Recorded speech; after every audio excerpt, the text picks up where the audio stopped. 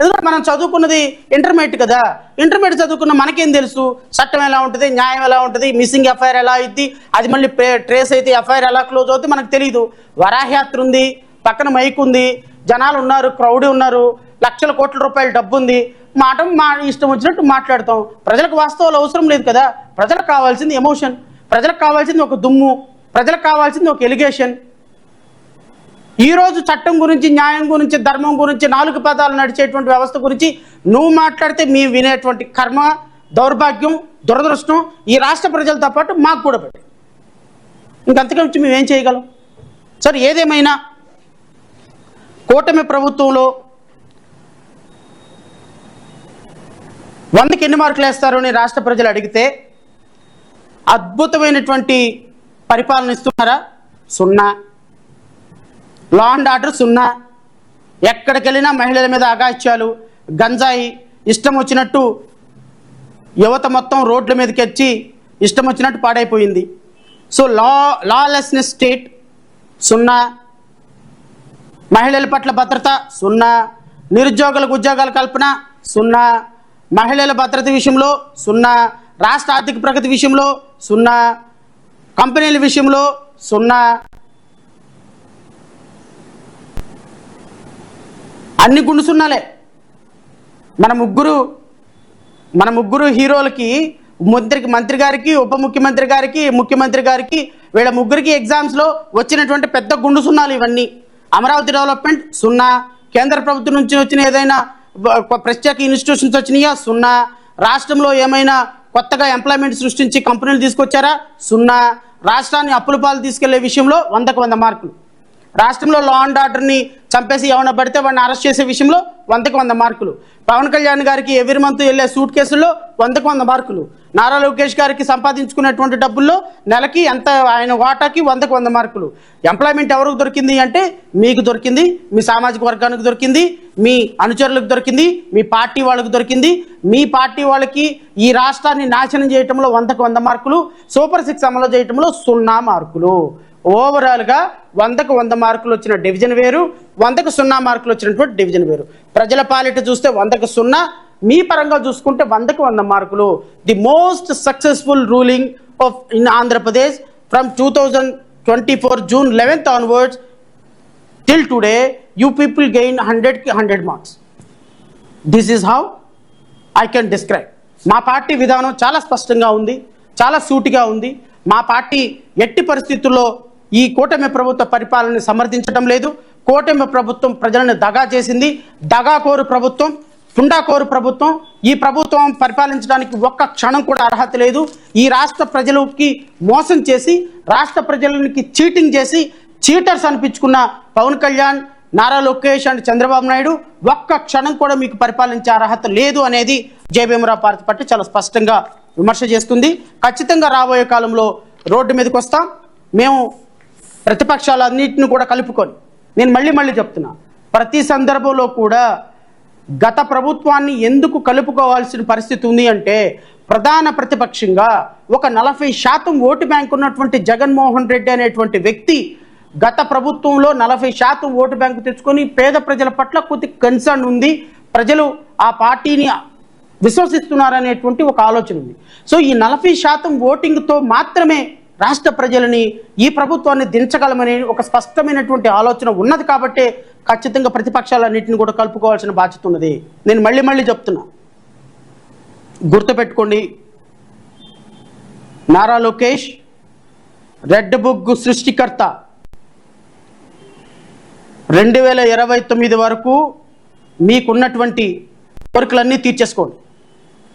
2029 వరకు మీకున్న కోరికలన్నీ తీర్చేసుకోండి.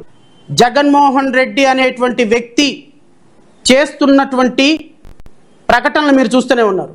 జగన్మోహన్ రెడ్డి గనక 2029లో గనక మాలాంటి వాళ్ళ ఆలోచనలను కలుపుకొని అధికారంలోకి వచ్చాడా,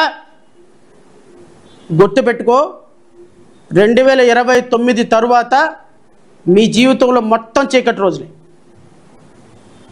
నాకు తెలిసి నేను ఒక అడ్వైస్ చేస్తున్నా మీకు, 2029 వరకు మీరు ఏం చేయాలో చేసేసుకోండి. పవన్ కళ్యాణ్ గారు మీరు ఏం చేయాలో చేసేసుకోండి. చంద్రబాబు నాయుడు గారు 2029 వరకు మీరు ఏం చేయాలో చేసేసుకోండి. 2029 తర్వాత అక్కడ ఈవీఎం మిషన్లో గనక జగన్మోహన్ రెడ్డికి లేకపోతే జడా శ్రావణ్ కుమార్కి మాలాంటి వాళ్ళకి కనుక కౌంటింగ్ మిషన్స్లో కనుక మ్యాండేట్ కనుక స్టార్ట్ అయింది అంటే మాలాంటి వాళ్ళకి ఒక్క ఎమ్మెల్యే వచ్చిన చాలు. మేమేం అధికారం కోరుకొని అధికారం మొత్తం 100 సీట్లకు 100 సీట్లు వస్తాయని చెప్పే వ్యక్తిని కాదు. ఒక్క ఎమ్మెల్యే సీట్ వచ్చినా, జడా శ్రావణ్ కుమార్కి ఒక్క ఎమ్మెల్యే సీట్ వచ్చినా, జడా శ్రావణ్ కుమార్ అనే వ్యక్తి అయినా అసెంబ్లీలోకి వెళ్ళగలిగితే రేపొద్దున ప్రధాన ప్రతిపక్షంలో ఉన్నటువంటి మీరు చేస్తున్నటువంటి దుర్మార్గకరమైన పరిపాలన వల్ల ఖచ్చితంగా ప్రజలు మళ్ళా ప్రతిపక్షానికి అధికారం ఇచ్చే అవకాశం స్పష్టంగా కనపడుతుంది. అలాంటి అధికారం వచ్చే భాగస్వామ్యం మేము కూడా కాబోతాం. అలాంటి భాగస్వామ్యంలో కనుక జగన్కి మ్యాండేట్ కనుక అక్కడ స్టార్ట్ అయింది అంటే నా మాట విని హెలికాప్టర్లు కొనుక్కొని రెడీగా పెట్టుకోండి. ఏ క్షణం అయినా సరే మ్యాండేట్ స్టార్ట్ అయినా ఒకళ్ళు పర్మనెంట్గా సింగపూరు, ఇంకొకళ్ళు పర్మనెంట్గా అమెరికా, ఇంకొకళ్ళు పర్మనెంట్గా స్విట్జర్లాండ్. ఎందుకంటే స్విట్జర్లాండ్ అంటే చాలా ఇష్టం అని పవన్ కళ్యాణ్ చెప్తుంటాడు. You better to purchase a house. 2029 తర్వాత ఈ దేశంలో ఈ రాష్ట్రంలో మీ ఆనవాళ్ళు కనపడితే ఇంకా అది మీ కర్మ. ఆనవాళ్ళు కనపడితే అని నేనైతే అనుకోవటం లేదు. ఎందుకంటే ఒక రెడ్ బుక్ రాజ్యాంగాన్ని సృష్టించినటువంటి మీకు ఈ ప్రజాస్వామ్య దేశంలో బ్రతికే హక్కు అయితే లేదు.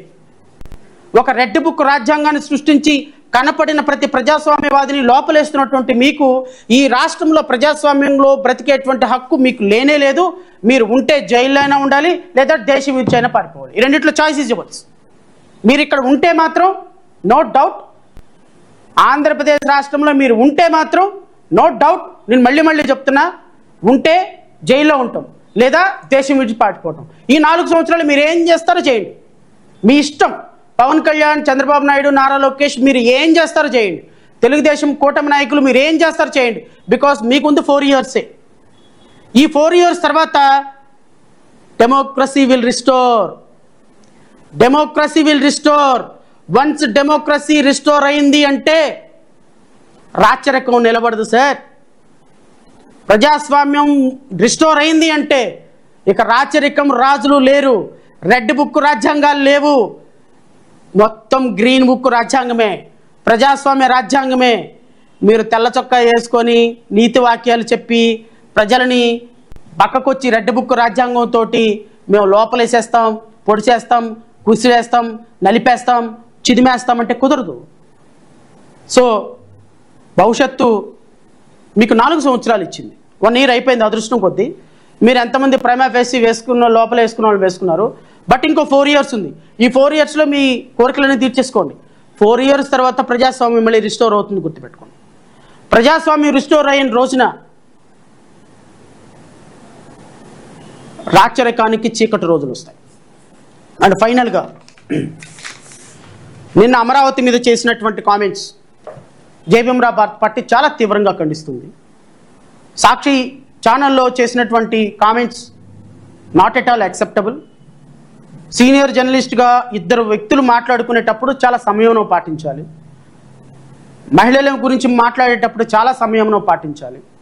అమరావతి గురించి, ఒక ప్రాంతం గురించి మాట్లాడేటప్పుడు చాలా సంయమనం పాటించాలి. సరే, ఓకే, ఎవరి పార్టీని ఎలా నడుపుకోవాలనేది నాకు సంబంధం లేకపోయినా వైఎస్ఆర్ కాంగ్రెస్ పార్టీకి, జగన్మోహన్ రెడ్డికి నాదొక ఉచిత సలహా. అమరావతిని డిజోన్ చేసుకొని 3 రాజధానులని చెప్పి 151 సీట్ల నుంచి 11 సీట్లకు పడిపోయారు. మీరు 11 సీట్ల నుంచి 0 సీట్లకు రాకుండా ఉండాలి అంటే అమరావతి విషయంలో పాజిటివ్గా నిర్ణయం తీసుకోమని నేను మిమ్మల్ని కోరుతున్నా. దయచేసి మీ పాలిట్ బ్యూరో సమావేశాన్ని నిర్వహించండి. పాలిట్ బ్యూరో సమావేశంలో అమరావతిని యాక్సెప్ట్ చేస్తూ ఖచ్చితంగా నిర్ణయం తీసుకుంటే మీ పార్టీకి భవిష్యత్తు ఉంటుంది. అవసరమే లేదు మా ఇష్టం వచ్చినట్టు మేము 3 రాజధానుల్లో ఉంటాం అంటే అటు రాయలసీమ వాళ్ళు, ఇటు ఉత్తరాంధ్ర వాళ్ళు, ఇటు ఆంధ్ర వాళ్ళు ఎవడు ఓటు వేయకుండా పోతారు. ఈ రాష్ట్రంలో ప్రజలు మిమ్మల్ని మద్దతు ఇస్తున్నారు. ప్రజలు మీరు ఇచ్చిన సంక్షేమ పథకాలకు మద్దతు ఇస్తున్నారు. సరే, మీ పరిపాలన అట్లా ఉందనే దాని మీద చాలా డిఫరెంట్ ఒపీనియన్స్ ఉన్నప్పటికీ కూడా ప్రజల పట్ల సంక్షేమం ఇచ్చే విషయం పట్ల మీకున్న కన్సర్న్ ఖచ్చితంగా ప్రజల్లో మిమ్మల్ని నిలబెడతారు. దయచేసి నిలబెట్టాల్సినటువంటి ఇలాంటి పరిస్థితుల్లో మీరు అమరావతి లాంటి అంశాన్ని డిజైన్ చేసుకొని మీ పార్టీనికి పునాదులు లేకుండా చేసుకోవద్దు అనేది నాతో ఒక సలహా. నేను జయభీమరావు భారత్ పార్టీ నుంచి కోరుతున్నా, జగన్మోహన్ రెడ్డి గారిని వ్యక్తిగతంగా కోరుతున్నా, దయచేసి మీరు అమరావతి విషయంలో పునరాలోచన చేయండి. అమరావతిని క్యాపిటల్గా యాక్సెప్ట్ చేయండి. మీ పార్టీ అమరావతిని డెవలప్మెంట్కి కట్టుబడి ఉంది అని మీరు ప్రకటన చేయండి. మీరు వైఎస్ఆర్ కాంగ్రెస్ పార్టీ అమరావతికి నిర్ణయం తీసుకుంటే రాష్ట్రంలో 3 ప్రాంతాలు మీ వెనక ఉండటానికి సిద్ధంగా ఉన్నాయి అనేది ప్రజల అభిప్రాయం. సో మా వెనుక ఎంతమంది ప్రజలు ఉన్నా, మీ వెనుక ఎంతమంది ప్రజలు ఉన్నా, అల్టిమేట్గా ప్రజాస్వామ్యం మాత్రం కాపాడబడాలి. అమరావతి రైతుల పట్ల మీ ఛానల్లో చేసినటువంటి వ్యాఖ్యలని చాలా తీవ్రంగా ఖండిస్తున్నాం. జై భీమరావు భారత్ పార్టీ చాలా తీవ్రంగా ఖండిస్తుంది. సాక్షి యాజమాన్యం ఈ విధంగా ఎలాంటి వ్యక్తులను ప్రోత్సహించడం కూడా కరెక్ట్ కాదు. దయచేసి అలాంటి వ్యక్తుల్ని మీరు మీ టిబెట్లకు పిలవటం, అమరావతి పట్ల విషం కక్కటం మానేస్తే, అమరావతి అనేది ఒక తల్లి లాంటి తల్లిని మనం కాపాడుకుంటే ఆ తల్లి మనకు 4 ముద్దలు అన్నం పెడుతుంది. అంతేగాని తల్లిని కాళ్ళదన్నుకొని, జన్మనిచ్చిన తల్లిని, పుట్టిన భూమిని కాళ్ళదన్నుకొని అమరావతి పట్ల మీరు విషం కక్కితే ఆ విషమే మీకు విరుగుడై, ఆ విషమే మీకు మీ అవయవాల్ని, మీ పార్టీని మొత్తాన్ని నాశనం చేస్తుందని మాత్రం గుర్తుపెట్టుకొని అమరావతి పట్ల ఒక మంచి నిర్ణయం తీసుకోమని ఉచిత సలహా ఇస్తూ నాకు ఈ అవకాశం ఇచ్చిన రాష్ట్ర ప్రజలకి హృదయపూర్వక నమస్కారాలు తెలియజేసుకుంటూ జై హింద్.